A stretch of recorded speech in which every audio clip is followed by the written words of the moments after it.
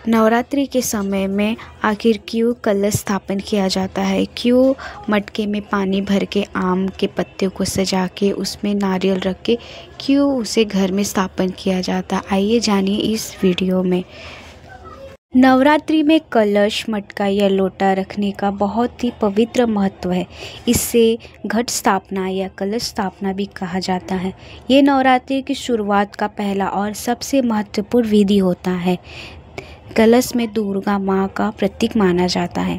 इसमें देवी का आह्वान करके उन्हें पूरे नवरात्रि के लिए घर में स्थापित किया जाता है। कलश के ऊपर नारियल, आम के पत्ते और जल भरा हुआ मटका होता है।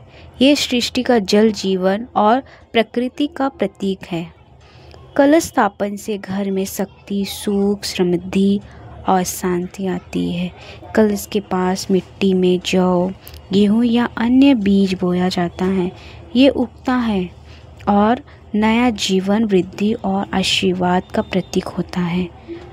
कहा जाता है कि कलश में स्थापित जल देवी का आशीर्वाद समेट रहता है। नवरात्रि के समय 9 दिन तक देवी की शक्ति उस कलश में विराजमान होती है। कहा जाता है कि जब ऋषि मुनि बड़े यज्ञ करते थे तो वे कलश को स्थापित करके उसमें देवताओं का आह्वान करते थे। जल से भरा हुआ कलश इस धरती पर देवी देवताओं का निवास स्थल माना जाता है। इसी परंपरा के कारण नवरात्रि में भी कलश स्थापन की जाती है।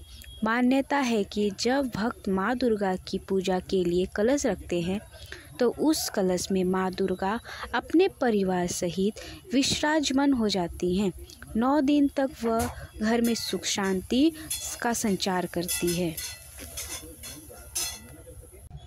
नवरात्रि की समाप्ति पर जब कलश विसर्जन होता है तो ऐसा माना जाता है कि देवी भक्तों को आशीर्वाद देकर अपने धाम को लौट जाती हैं, लेकिन घर में सौभाग्य और समृद्धि छोड़ जाती हैं।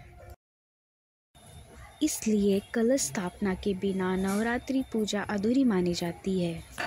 इसलिए नवरात्रि में कलश स्थापन को पूरे व्रत और पूजा की आत्मा माना जाता है।